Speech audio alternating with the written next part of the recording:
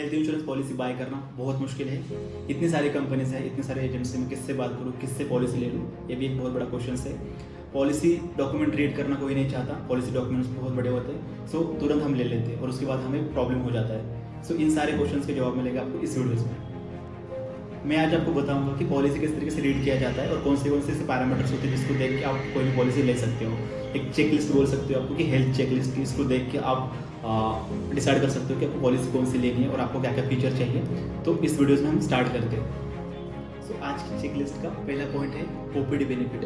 OPD का मतलब क्या है? तो आउट पेशेंट डिपार्टमेंट, मतलब जो हम हॉस्पिटलाइजेशन नहीं होना पड़ता या हमें हॉस्पिटल में एडमिट नहीं होना पड़ता, ऐसी ट्रीटमेंट जो 1 घंटे में, आधे घंटे में, 2 घंटे में हो सकती है। बहुत बार क्या होता है कि हमारे घर में छोटे छोटे बच्चे होते हैं, बड़े बच्चे होते हैं या बूढ़े लोग होते हैं, तो बहुत बार हॉस्पिटल जाना पड़ता है, छोटी छोटी बीमारी होती है, ताव, सर्दी, खोखला, तो इसमें बहुत बार हेल्थ इंश्योरेंस पॉलिसी कवर नहीं करती।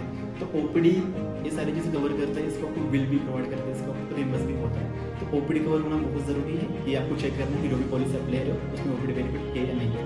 दूसरा पॉइंट है सेइंग नो टू को पेमेंट। जब आप पॉलिसी लेने के बारे में सोच रहे हो तब आपने पॉलिसी के बारे में एग्जीक्यूटिव से बात किया या एजेंट के साथ आपने बात किया और आपका प्रीमियम आ गया एग्जांपल 10,000 रुपये, तो आप बोलते हो कि डिस्काउंट चाहिए मुझे, तो थोड़ा सा प्रीमियम कम चाहिए। क्योंकि उस केस में क्या हो जाता है कि बहुत बार एजेंट या पर्सन आपको बताता है कि आप को पेमेंट का ऑप्शन चूज़ कर लो जिससे आपको प्रीमियम कम हो जाएगा, और ये सही भी है। तो आप चूज़ करते हो कि 20% का को पेमेंट, तो आपका प्रीमियम जो 10,000 आ रहा है आपका 2,500 से कम होगा, आपका आएगा 7,500। आपको लगे आपको डिस्काउंट मिल गया, आपको 10,000 की पॉलिसी आपने 7,500 में खरीद ली। बट खुदा न खास्ता अगर आपका कुछ महीने बाद एक्सीडेंट होता है या हॉस्पिटलाइजेशन करना पड़ता है, तो उस टाइम पे आपका एग्जांपल 2 लाख का बिल आ गया, तो आप बोलोगे कि मेरे पास तो 5 लाख की पॉलिसी तो कवर हो जाएगा। तो ऐसा नहीं होता। जब आप हॉस्पिटल के पास जाओगे, जब पॉलिसी दिखाओगे तो बोलेंगे कि इंश्योरेंस कंपनी बोलेगी कि आपका तो 20% को पेमेंट था, तो हम सिर्फ 80% ही अमाउंट कवर करेंगे, जो 20% अमाउंट जो बचा है, जो 40,000 बचे, वो आपको खुद जेब से देने पड़ेंगे। इस टाइम पे आपने 28,000 बन जाने के चक्कर में आपको 40,000 एक्स्ट्रा देना पड़ता है। तो आप समझ रहे हो इस चीज़ को कि आप थोड़ा सा पैसा बचाने के लिए सारा पैसा को देना पड़ता है बाद में। तो डिस्काउंट करिए, कम प्राइस में मत ले लो, थोड़ा सा प्रीमियम ज़्यादा दे दो, बट आपको अच्छी पॉलिसी मिलनी चाहिए और गवर्नमेंट का ऑप्शन आपको पॉलिसी नहीं होना चाहिए मेरे ख्याल। थर्ड पॉइंट है कि चेक रूम रेंट लिमिट। ये बहुत ज़्यादा ज़रूरी पॉइंट है। बहुत ज़्यादा लोग इसमें गलती करते हैं कि कोई भी पॉलिसी लेते समय उसको देखते नहीं कि रूम रेंट लिमिट है या नहीं है। तो बहुत बार क्या होता है कि सस्ते प्रीमियम के चक्कर में ना हम 1% सम इंश्योर्ड या 1.5 सम इंश्योर्ड का रूम लेते हैं, बिकॉज प्रीमियम भी कम आता है, तो हमें लगता है कि हमें सस्ते में पॉलिसी मिल गई, बट इसका आगे जाकर बहुत प्रॉब्लम हो सकता है। एग्जाम्पल मैं आपको देता हूँ कि एग्जाम्पल पॉलिसी ले ली आपने और आपका 1% सम इंश्योर्ड अमाउंट है, लिमिट है। तो एग्जाम्पल है कि 5 लाख की अगर पॉलिसी लेते हो तो आपको 5,000 का ही रूम मिलेगा 1 डे के लिए। तो आप एडमिट हो गए और वहाँ पे रूम है 10,000 रुपये का, और आपने 2 दिन के एडमिट हुए, तो आप बोलोगे कि ठीक है ना, 2 दिन तो मुझे रहने, तो 5-5 हज़ार मतलब 10,000 में एक्स्ट्रा दे दूंगा मेरे जेब से, बाकी तो कंपनी कवर करेगी। बट ऐसा होता नहीं है। आप जब कंडीशन क्लॉजेस पढ़ेंगे ना कंपनी के डॉक्यूमेंट्स में, तो आपको वहाँ पे भी, बाकी जगह पे भी 50% आपने ज़्यादा यूज़ किया तो आपको 50% उसमें रिड्यूस हो जाएगा। एग्जाम्पल आपका 4 लाख रुपये का बिल आया, तो कंपनी आपको 4 लाख का बिल नहीं देगी, कंपनी आपको बोलेगी कि आपका 50% ने आपने ज़्यादा एक्सीड किया, तो आपको 2 लाख ही बिल होगा। 2 लाख आपको खुद जेब से भरने और प्लस जो आपने 10,000 लगाए उसको। तो ये बहुत कॉम्प्लिकेटेड है, बिकॉज पॉलिसी लेने के बाद भी अगर आपको खुद जेब से पैसे भरने पड़ रहे हैं, सो दैट्स नॉट करेक्ट। सो आपको विदाउट रूम रेंट वाला ही पॉलिसी लेनी है, चाहे आपका प्रीमियम 1-2 हज़ार से ज़्यादा जाए, फिर भी आपको वही पॉलिसी लेनी है। फोर्थ पॉइंट है चेक डिजीज वाइज सब लिमिट। ये भी इंपॉर्टेंट पॉइंट है, 14 पॉइंट जो हमारा है। तो इसमें क्या है कि आप पॉलिसी ले रहे हो तो आपको पॉलिसी डॉक्यूमेंट पढ़ना है, टाइम निकालना है, आपको पढ़ना है कि आपको सब लिमिट कुछ है क्या, आपको कोई डिजीज़ के लिए, जैसे कि नी रिप्लेसमेंट करना है या कुछ आपको सर्जरी करनी है, कुछ और भी आपको जो बीमारी है उसको इलाज भी करना है, आगे जाकर कुछ हो सकता है। तो हर एक बीमारी के ऊपर ना उसमें सब लिमिट लिखा होता है। एग्जाम्पल है कि आपका 10 लाख रुपये का पॉलिसी है और आपका कुछ 1,000 का नी रिप्लेसमेंट करने का है, तो उसका अगर लिमिट होगा 2.5 लाख रुपये और आपका अगर बिल आता है 5 लाख, तो आपको 5 लाख नहीं मिलेगा, क्योंकि उन्होंने वहाँ पे लिमिट रखा था कि 2.5 लाख तक ही हम इस चीज़ के बारे में दे देंगे। तो आपको देखना है कि मैक्सिमम जो लिमिट होगा या विदाउट लिमिट वाला ही आपको पॉलिसी देखना है। और कोई एजेंट से या जिससे भी आप पॉलिसी ले रहे हो उसके बारे में आपको पूछना है कि इसमें कुछ सब लिमिट है क्या, अगर होंगे तो मुझे उसकी लिस्ट भेज देना, क्योंकि आपका अगर आपने हेल्थ चेकअप किया होगा पहले तो आपको पता होगा कि आपको आगे जाके कोई अगर कोई ऐसी बीमारी है उसको अगर आपको इलाज करना है आगे मेडिकल पीरियड के बाद, तो आपको कुछ प्रॉब्लम नहीं आएगा। सो मेक श्योर कि आपका डिजीज वाइज सर्टिफिकेट को चेक करना है, उसके बाद ही आपको पॉलिसी बाय करना है। फिफ्थ पॉइंट है लो वेटिंग पीरियड। तो आपको देखना है कि कम से कम वेटिंग पीरियड वाला प्लान लेना है। ऐसा तो नहीं होगा कि आपको कोई बीमारी हो गई आज और आपने सोचा कि 2 दिन के बाद मैं ऑपरेशन करता हूँ तो मैं आज ही इंश्योरेंस लेता हूँ क्योंकि मेरा कवर हो जाएगा। ऐसा तो नहीं होगा, क्योंकि कंपनी के हर एक कंपनी के स्टैंडर्ड वेटिंग पीरियड्स होते हैं। तो प्री एग्जिस्टिंग डिजीज के लिए 3 साल का 4 साल का वेटिंग पीरियड होता है। बाकी एग्जिस्टिंग कोई इलनेस आपको है तो उसके भी वेटिंग पीरियड रहते हैं। नॉर्मल वेटिंग पीरियड रहता है 30 डेज का। पॉलिसी लगने के बाद आपको ओपीडी या बाकी कवर चाहिए तो 30 दिन के बाद कवर होगा। आपको देखना है कि कोई पॉलिसी की मिनिमम वेटिंग पीरियड कितना होगा। मिनिमम वेटिंग पीरियड जब आपको कोई अगर बीमारी है आपने हेल्थ चेकअप किया है तो आपको उस बीमारी का अगर इलाज 1 साल बाद कर सकते हैं तो मिनिमम वाला वेटिंग पीरियड लेना तो ये आपका प्रीमियम थोड़ा सा ज़्यादा जाएगा, बट उससे आपको फायदा क्या होगा कि वो बीमारी की कवर हो जाएगी वेटिंग पीरियड। सो आपको एक मेक श्योर करना। 6th पॉइंट है pre and post hospitalisation cover. इसका मतलब क्या होगा कि एग्जाम्पल क्या आप जब हॉस्पिटल में एडमिट होगे तो उसके बाद तो आपको बिल मिलेगा जो भी आप एडमिट होगे, जो भी सर्जरी ऑपरेशन करोगे। बट उससे पहले क्या होगा, एग्जाम्पल लेट सपोज कि मैंने ओपीडी का बता दिया था आपको कि आपको कोई अगर डायग्नोसिस हुआ, कोई चीज़ आपको डिटेक्ट हुई तो आप तुरंत तो डायरेक्टली हॉस्पिटल में एडमिट नहीं होगी। आपको पहले डॉक्टर के पास जाओगे, कंसल्ट करोगे। अगर डॉक्टर बोलेगा कि कंसल्ट करने के बाद भी नहीं, आपको थोड़ी सी बीमारी ज़्यादा है, आपको जाके टेस्ट करना पड़ेगा, आपको MRI करना पड़ेगा या कुछ टेस्टिंग स्कैन करने पड़ेंगे, तो उसमें तो खर्चा आएगा।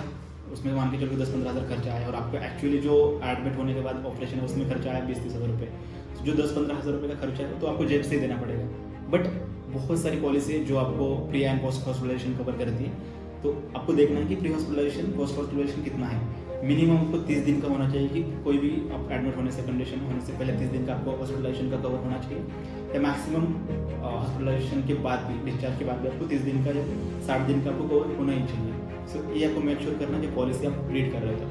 7th पॉइंट है ask for restoration benefit. Restoration का मतलब क्या होता है कि एक बार अगर खत्म हो जाएगा तो दूसरी बार मिलेगा।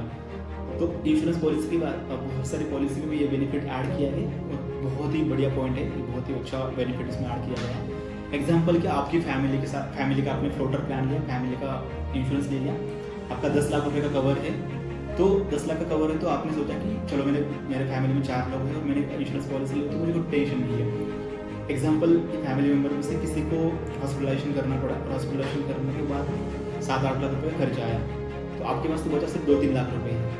और अगर फिर आपके फैमिली मेम्बर में से कोई 2-3 महीने बाद एडमिट हो जाता है या कोई बीमारी डेंगू वगैरह कुछ हो जाता है तब उनको अगर 5 लाख रुपये खर्चा आया तो नॉर्मली तो इंश्योरेंस पॉलिसी जो होती है वो बोलिए कि 10 लाख रुपये आपका कवर था, आपने ऑलरेडी 8 लाख रुपये यूज़ किया तो आपको बचे सिर्फ 2 लाख रुपये। तो 5 लाख में से हम सिर्फ 2 लाख देंगे, 3 लाख आपको खुद को भरना है। बट बहुत सारी पॉलिसी में रेस्टोरेशन का फीचर आता है, बहुत अच्छा फीचर भी है कि अगर आप 8 लाख यूज़ कर रहे हो, 8 लाख यूज़ किया आपने और आपका लिमिट अगर खत्म हो गया, आपको 5 लाख लगा तो फिर से कंपनी वो 10 लाख का कवर ऐड करेगी, रिस्टोर करेगी। तो कुछ कंपनीज में एक ही बार होता है, कुछ कंपनी में मतलब एक बार जब वो मिलेगा एक ही बार रिस्टोर होगा, तो कुछ उसमें होता है अनलिमिटेड। तो आपको ज़्यादातर देखना है अनलिमिटेड वाला रिस्टोरेशन बेनिफिट। मतलब आपको पता नहीं है ना कि आप अगर 1 साल में कितने बार बीमार पड़ोगे, कुछ अगर इमरजेंसी होगी या अपनी फैमिली में 4 लोग हैं तो हर बार तो आप नया इंश्योरेंस नहीं ले सकते और हर बार आपको ज़्यादा प्रीमियम देना पड़ेगा। एक ही प्लान ऐसा आपको सिलेक्ट करना कि जिसमें अनलिमिटेड रिस्टोरेशन बेनिफिट हो। 1-2 बार होने से नहीं, क्योंकि आपको सेफ में रहना, आपको जो भी फाइनेंशियली बस पैसे को आपको बचा कर रखना। तो मेक श्योर करना कि रिस्टोरेशन बेनिफिट अनलिमिटेड होना चाहिए। 8th पॉइंट है day care treatment. Day care treatment का मतलब क्या होता है कि जो भी ट्रीटमेंट जो 24 घंटे से पहले हो रही है जिसको आपको एडमिट होने की ज़रूरत नहीं है, अभी मेडिकल एडवांसमेंट की वजह से जो भी टेक्नोलॉजी बढ़ रही है, मेडिकल फील्ड में जो बदलाव आ रहा है उसकी वजह से, इतनी टेक्नोलॉजी बढ़ने की वजह से भी जो ऑपरेशन को 2-2, 3-3 दिन लगते थे वो भी 2-2, 3-3 घंटे में, 5-5 घंटे में हो रहा है। तो इसके लिए तो आपको एडमिट होने की ज़रूरत नहीं है। आप अगर सुबह गए तो शाम को आप ऑपरेशन करके भी आ सकते हो। तो इस केस में जनरली क्या होता है कि हेल्थ इंश्योरेंस पॉलिसी में एक स्टैंडर्ड क्लॉज होता है कि आपको 24 घंटा या आपको हॉस्पिटल में एडमिट होना पड़ेगा।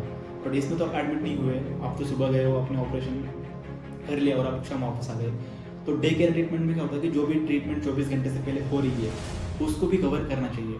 तो आपकी पॉलिसी जब आप रीड कर रहे हो, जब आप पॉलिसी किसी के साथ बात कर रहे हो तो आपको मेक श्योर करना है कि डे केयर ट्रीटमेंट कवर होनी चाहिए। और डे केयर ट्रीटमेंट में कौन से डे केयर ट्रीटमेंट है वो कवर होने चाहिए, क्योंकि कैटरैक्ट भी होता है कि जो आई का ऑपरेशन होता है तो उसमें भी लिमिट रहते हैं। तो एक बार जो सब लिमिट वाला मैंने पॉइंट बताया था उसके इसमें भी क्रॉस चेक करना है आपको कि डे केयर ट्रीटमेंट में कितना सब लिमिट उसको मिल जाएगा। 9वां पॉइंट है non medical expenses. Non medical expenses मतलब आप एडमिट जब होते हैं तो ग्लोव्स होता है, जो डॉक्टर कपड़े पहनते हैं, जो भी चीज़ें सेलिंग वगैरह जो यूज़ करते हैं, जो नॉन मेडिकल एक्सपेंस होता है, इसको एक्चुअली इंश्योरेंस पॉलिसी में काउंट नहीं किया जाता। बट कुछ कुछ पॉलिसीज़ है जो बजाज हेल्थ इंश्योरेंस जो नॉन मेडिकल एक्सपेंसेस को भी कवर करते हैं। फॉर एग्जांपल आपकी बिल आया 2 लाख रुपये और आपका नॉन मेडिकल एक्सपेंसेस का ही बिल आया 10,000 रुपये, तो 10,000 रुपये को तो कवर नहीं किया जाएगा बिकॉज कंपनी बोलेगी कि हमारी पॉलिसी में नहीं आता है। बट नॉन मेडिकल एक्सपेंसेस के अंडर इसको भी कवर किया जाता है कुछ कुछ पॉलिसीज में, जो मैंने बताया आपको बजाज हेल्थ इंश्योरेंस में। पॉइंट है नो क्लेम बोनस। अगर आप पॉलिसी लेते भी हो, लेने के बाद आपने 1 साल में मान के चलो कि आप बीमार वगैरह नहीं पड़े और आपने पॉलिसी नहीं यूज़ किया, सिर्फ ओपीडी का बेनिफिट यूज़ किया, तो आपको 5 लाख का पॉलिसी था, आपने यूज़ ही नहीं किया, तो एक ये भी चेक करना है आपको कि आपको पॉलिसी का समेशन अमाउंट बढ़ रहा है नहीं बढ़ रहा है। अगर आपने क्लेम ही नहीं किया तो नो क्लेम आपको बोनस मिल रहा है नहीं मिल रहा है, क्योंकि आपको बोनस तो मिलता है तो जॉब करके भी, तो ये आपको बढ़ना ही चाहिए। ज़्यादातर कंपनीज का होता भी है, और आपको देखना है कि मैक्सिमम कौन सी कंपनी का नो क्लेम बोनस है। एग्जाम्पल वगैरह में देता हूँ बजाज हेल्थ इंश्योरेंस का कि आपने 5 लाख की पॉलिसी है और आपने 1 साल में पॉलिसी 0 रुपये मतलब यूज़ ही नहीं किया, आपको बीमार नहीं पड़े, आपको हॉस्पिटल एडमिट नहीं करना पड़ा और चलिए अच्छा भी है, तो आपकी पॉलिसी 5 लाख की नहीं होनी चाहिए, अगले साल वो पॉलिसी बढ़नी चाहिए। बजाज के केस में होगा तो 7.5 लाख की पॉलिसी, मतलब अगर 2 साल आप क्लेम नहीं कर रहे हो तो आपकी पॉलिसी डबल हो जाती है। तो ये भी एक अच्छा पॉइंट है कि आपको 5 लाख की प्रीमियम के कवरेज में आपको 10 लाख का बेनिफिट, 7.5 लाख का बेनिफिट मिल जाता है, और एक्चुअली अच्छी बात है। लास्ट और 11वां पॉइंट जो बोनस है और फ्री हेल्थ चेकअप कवर, ये बहुत ज़रूरी है, क्योंकि मैं इसको मानता हूँ कि हेल्थ चेकअप करना बहुत ही ज़्यादा ज़रूरत है आज के ज़माने में, क्योंकि जब आप गाड़ी की चेकअप करते हो, आपकी बाकी जो भी मशीन्स वगैरह हैं उसको आपको रेगुलर मेंटेनेंस करते हो, हमारी बॉडी का हमारे हेल्थ का हम वहाँ पर उसको इग्नोर करते हैं। तो अगर आप हेल्थ चेकअप करते हैं, हेल्थ चेकअप करने से उसको पता चलता है कि आपकी हेल्थ फिटनेस कैसी है, आपको क्या क्या आगे जाके बीमारी हो सकती है, कुछ अगर बीमारी आपको स्लो डिजीज होते हैं जो हर्निया वगैरह, जो एक बार में नहीं समझ में आते, तो थोड़े धीरे धीरे वो बढ़ते रहते हैं। तो अगर आपको पहले ही समझ में आएगा पहले कंडीशन में, तो आपको इसको अच्छी तरीके से प्रॉपर तरीके से ट्रीटमेंट लेके इसको कवर कर सकते हैं, ताकि आपको आगे जाकर कुछ ज़्यादा बड़ा इशू नहीं होगा। सो हेल्थ चेकअप का भी फ्री कवर मिलता है, इसमें अगेन 4,500 5,000 रुपये आपको मेडिकल टेस्ट अगर करना है तो उसका खर्चा आता है, तो ये भी अगर आपको फ्री में मिलता है फ्री हेल्थ चेकअप कवर, तो आपको 2 फायदे, एक तो आपको पैसे बच जाएंगे और दूसरी चीज़ है कि आपको पहले से पता चलेगा कि आपकी हेल्थ फिटनेस कैसी है, क्योंकि health is your wealth. So I hope कि आप सब लोगों को ये 10-11 पॉइंट्स आपको समझ में आए होंगे। ये चेक लिस्ट है, तो आप कोई भी पॉलिसी अगर ले रहे हो, किसी भी एग्जीक्यूटिव से बात कर रहे हो, तो आपको 10 पॉइंट एक चेक करने हैं, और उन चीज़ें आपको जो बेनिफिट देने वाला प्लान है, भले ही आगे मैं आपको बोल रहा हूँ कि भले ही आपका 1-2 हज़ार का प्रीमियम ज़्यादा जाए तो भी चलेगा, बिकॉज आगे जाके जो आपका एक्सपेंस होगा वो बहुत बड़ा होगा। सो 1-2 हज़ार अभी आप देखोगे बाद में जाके बहुत बड़ा एक्सपेंस हो सकता है। सो ये सारी चीज़ आपको क्लियर आई होगी। आपको अगर कुछ क्वेश्चन होंगे तो आप कमेंट बॉक्स में डाल सकते हो, और इसके बारे में और भी ज़्यादा जानकारी करने के लिए आप नीचे दिए नंबर पे हेल्थ कंसल्टेशन बुक कर सकते हो और आपको हमारी टीम से कॉल आएगा। Thank you so much for watching video.